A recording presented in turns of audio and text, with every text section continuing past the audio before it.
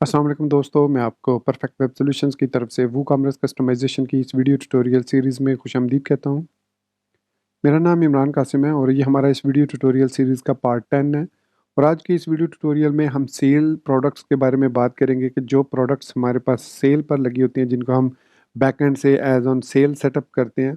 तो इन प्रोडक्ट के अंदर हम ये शो करना चाह रहे हैं कि किसी भी प्रोडक्ट में जो हमने सेल लगाई है उसमें कितनी अमाउंट वो बंदा सेव करेगा।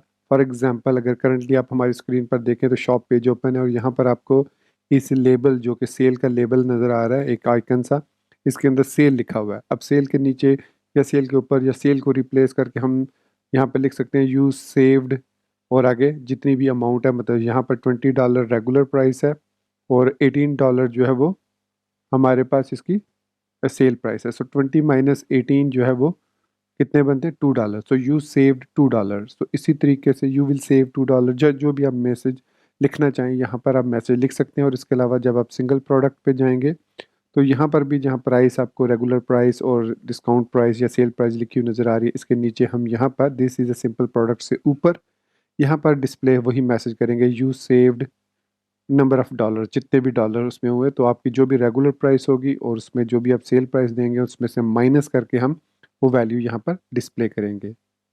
तो मैं उम्मीद करता हूँ कि आप मेरे इस वीडियो ट्यूटोरियल को एंड तक देखेंगे और इसको लाइक भी करेंगे।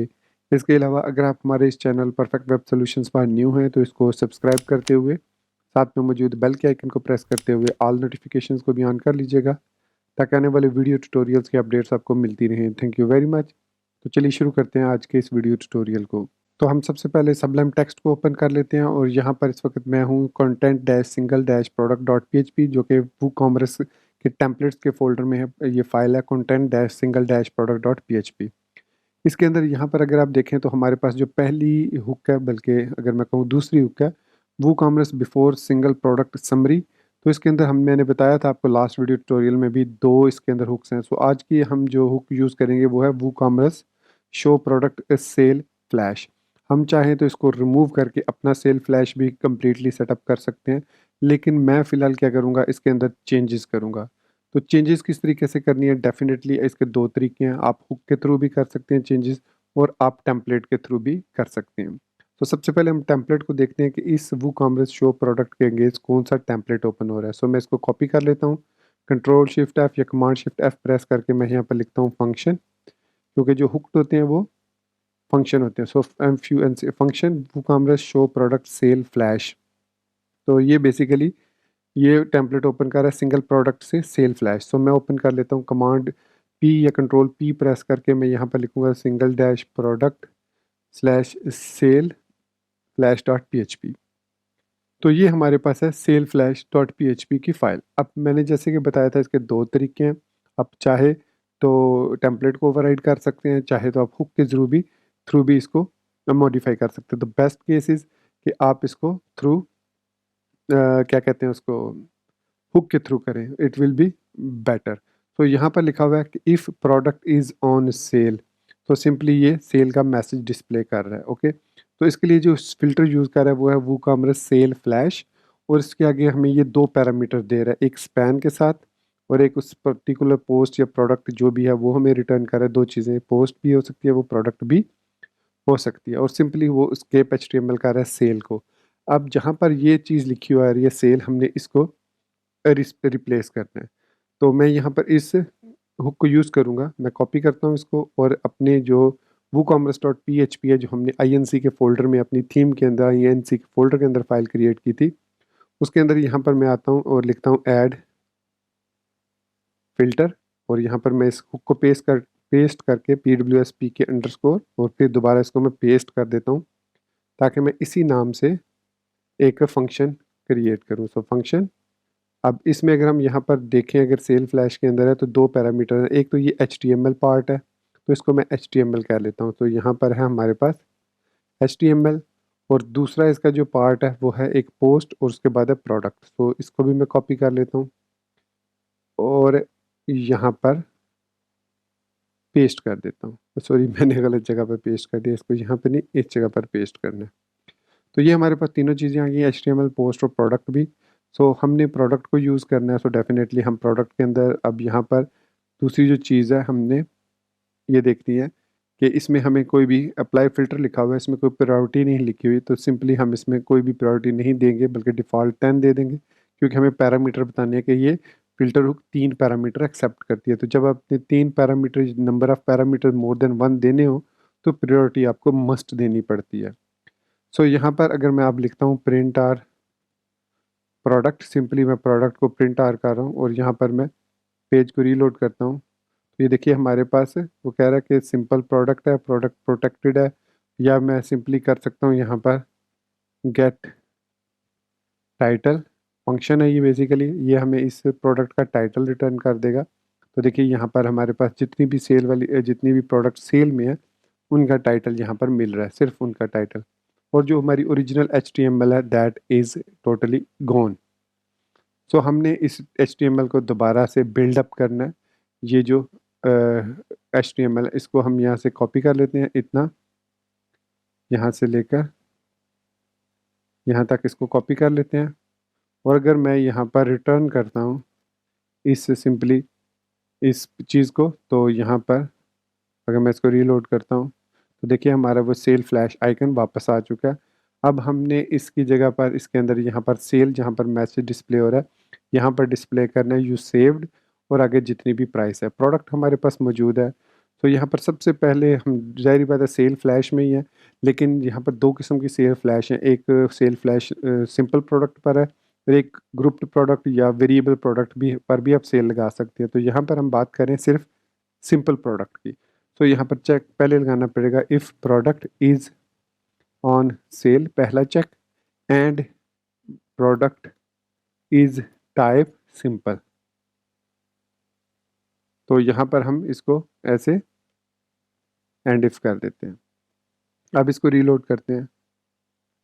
अब आप देखेंगे कि हमारे पास ये जो हुडी वाला है ना, इस पर से ये सेल फ्लैश आइकन रिमूव हो चुका है, क्योंकि ये जो प्रोडक्ट है ना हमारे पास, ये बेसिकली ग्रुप्ड प्रोडक्ट है। हर एनीवेज हम यहाँ पर बल्कि इसको सिंगल पेयर पर लगाएंगे, यहाँ पर हम इसकी सिर्फ प्राइस को कैलकुलेट करते हैं। सो यहाँ पर डिस्काउंट इज़ इक्वल टू, यहाँ पर सबसे पहले हम गेट करेंगे प्रोडक्ट गेट रेगुलर प्राइस, और फिर माइनस प्रोडक्ट गेट प्राइस।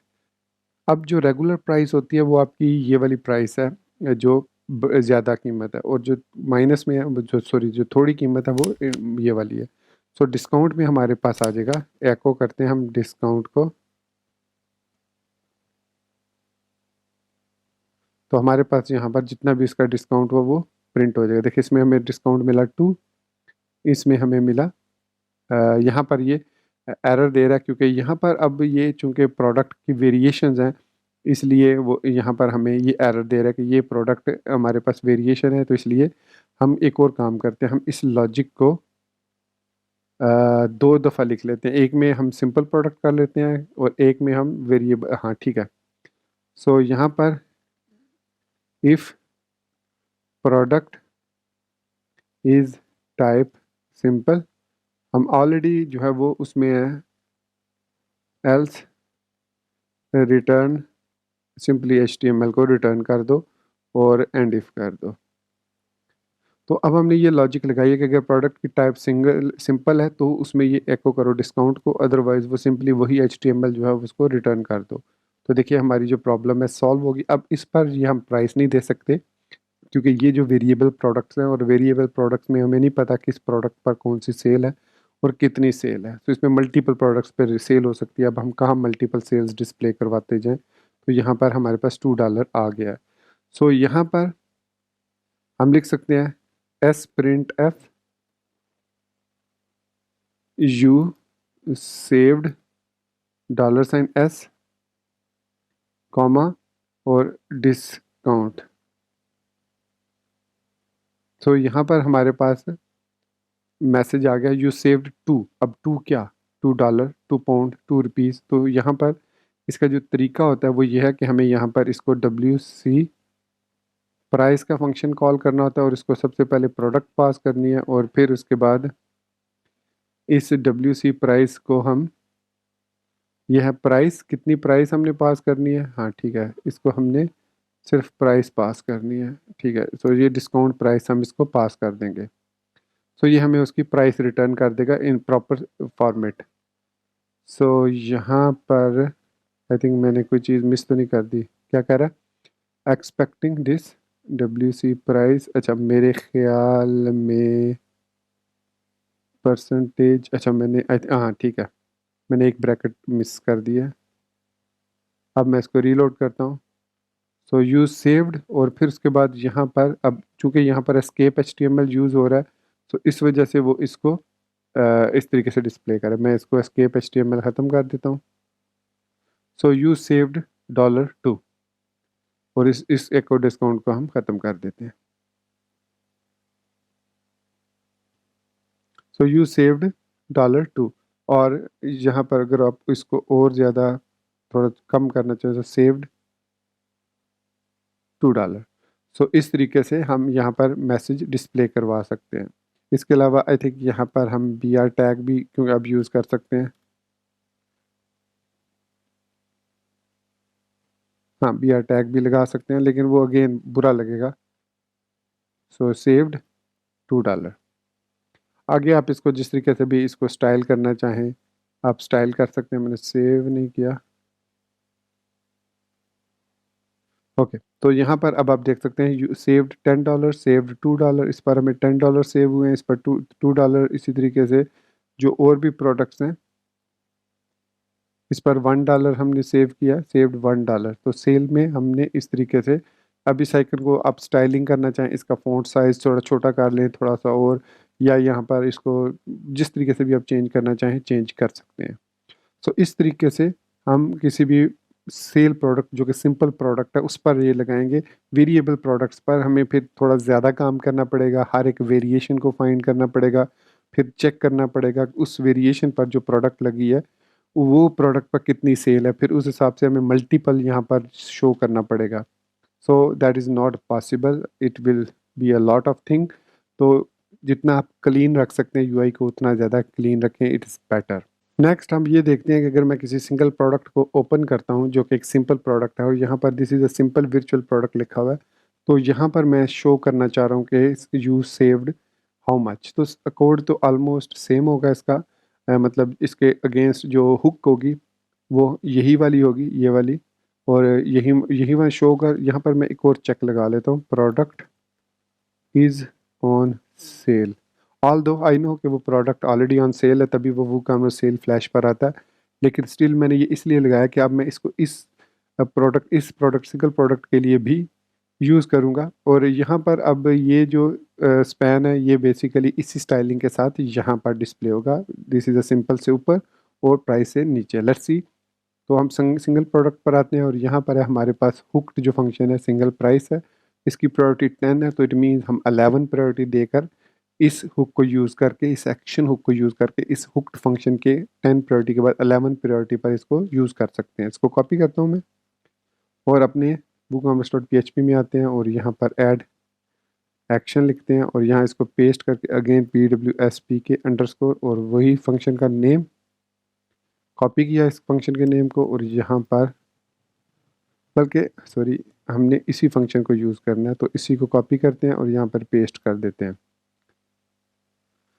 तो अब यहाँ पर थोड़ा सा हो सकता है प्रॉब्लम आए रिटर्न HTML में, क्योंकि इसमें ये जो हमारे पास हुक है ना, लेट मी शो यू, ये जो हुक है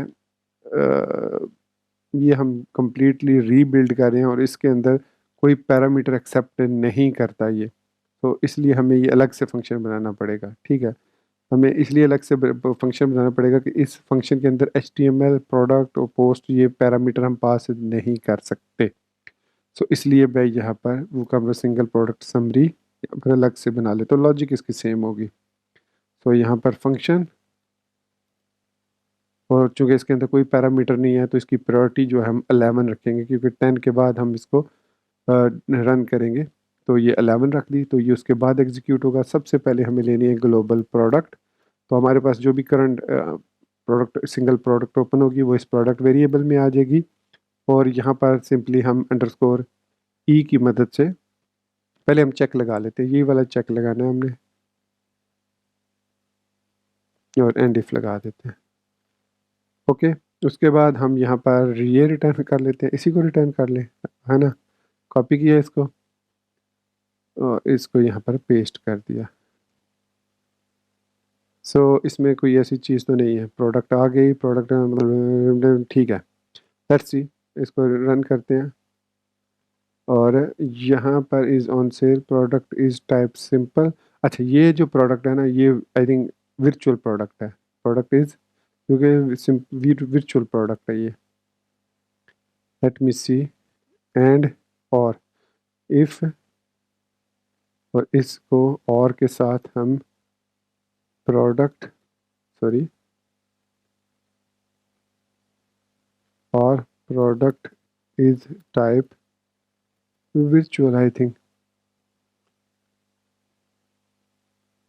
this is a simple. Let's see, जो हमारे पास पेज 1 पर है ये वाली, ये सिंपल प्रोडक्ट है, इस पर डिस्प्ले होगा तो इस पर भी डिस्प्ले होगा। ओके, ये यहाँ पर भी डिस्प्ले नहीं हो रहा, सो इट में ये वर्चुअल का इशू नहीं है। ओके, क्योंकि हम यहाँ पर रिटर्न कर रहे हैं और एक्शन हुक यूज़ कर रहे हैं, सो इसको हम अंडरस्कोर ई के थ्रू करेंगे इस तरीके से, और यहाँ पर हम अंडरस्कोर, इसको हम प्रिंट ऑफ कर लेते हैं, क्योंकि already we are using this underscore E, तो हमें दोबारा से इसको अंडरस्कोर को यूज़ करने की ज़रूरत नहीं है। अब इसको रीलोड करते हैं, तो यू सेव्ड $2, तो सेव्ड $2। अब डेफिनेटली इस पर जो ये क्लास लगी है स्पैन की क्लास, इसको आप चेंज कर सकते हैं, इसको मैं इस तरीके से बैज बना सकता हूँ। सो सेव्ड $2, और यहाँ पर अब मैसेज को थोड़ा लेंथी भी कर सकते हैं, you have a lot of space, you saved $2।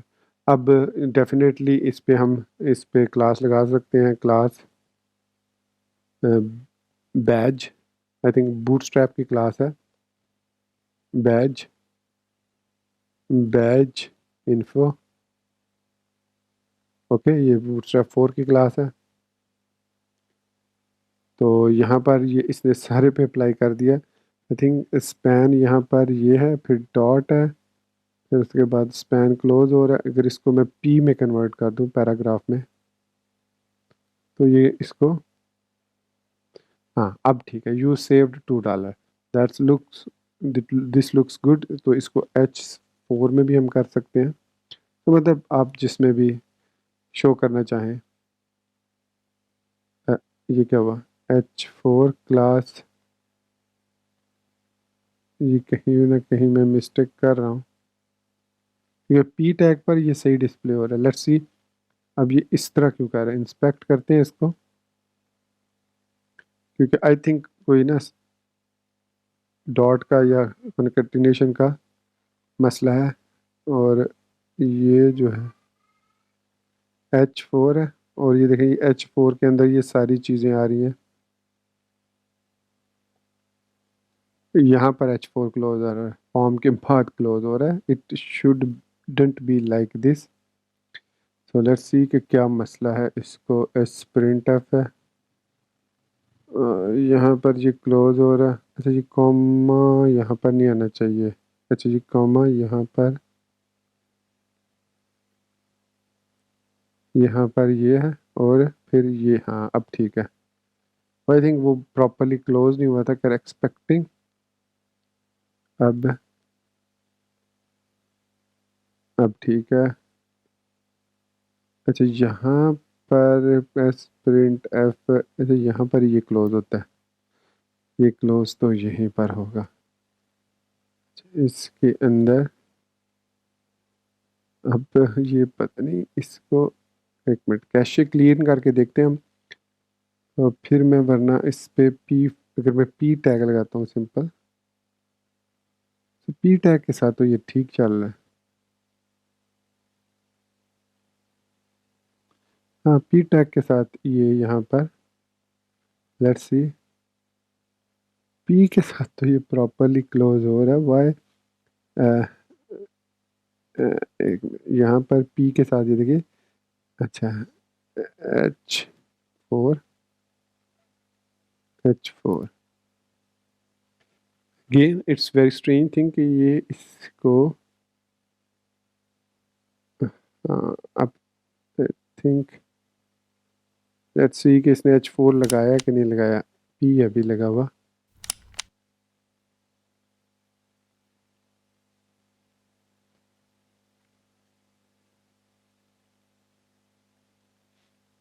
H4 पे ये इसको यहाँ पर ये ठीक है और हाँ ई अच्छा अच्छा अच्छा अच्छा अच्छा अच्छा अच्छा अच्छा ओके यहाँ पर ये क्लोज अच्छा मैं समझ गया ई को यहाँ से स्टार्ट कर रहा हूँ मैं और इसको फिर क्लोज तो यहाँ पे करना है ना। यहाँ पे तो क्लोज नहीं करना, इसको यहाँ पे क्लोज करना है और इसको यहाँ पे क्लोज नहीं करना है, यहाँ पे क्लोज करना है इस ब्रैकेट को। आई थिंक अब ये प्रॉब्लम सॉल्व हो जाएगी क्योंकि ब्रैकेट जो है वो अभी भी नहीं सॉल्व हुई। ठीक है चक्कर है।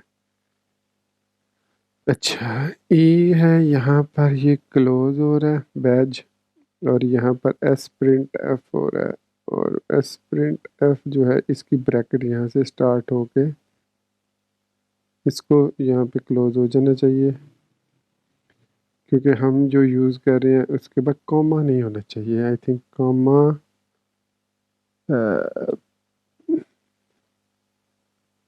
यहाँ पर कॉन्केटिनेट हो रहा है एस प्रिंट एफ। अच्छा एक मिनट इसको मैं सेपरेट करके देखता हूँ। सो अंडरस्कोर ई और इसको मैं उठाकर इधर पेस्ट करता हूँ और अंडर अंडर स्ट्रैप चाइल्ड कर देता हूँ इसको और फिर इसको यहाँ से ख़त्म कर देता हूँ और वो कामरस की ज़रूरत नहीं है। अंडरस्कोर ई के बाद अंडर स्ट्रैप चाइल्ड और underscore E H4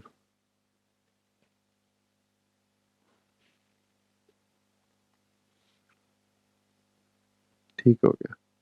let's see ये अजीब ट्रिक।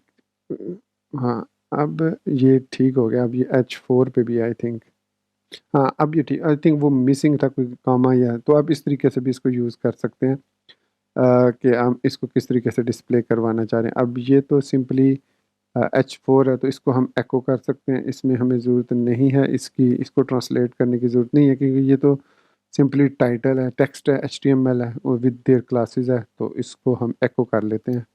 जिसको ट्रांसलेटेबल बनाना है हमने सिर्फ उसको ई में लिखा है अंडरस्कोर ई के साथ क्योंकि इसको हम ट्रांसलेटेबल बनाना चाह रहे हैं। बाकी इन दोनों को ट्रांसलेटेबल बनाने की ज़रूरत नहीं है हमें। रीलोड करते हैं तो अब हमारा जो ये प्रॉब्लम है ये भी सॉल्व हो गया। सो वो कोई सेटिंग्स का ही मसला था तो इसमें अब H4 आ रहा होगा डेफिनेटली H4 है। आप इसको अब H3 करके एक दफ़ा मैं कंफर्म कर दूं कि ये सही से काम कर रहा है। सो H3 किया इसको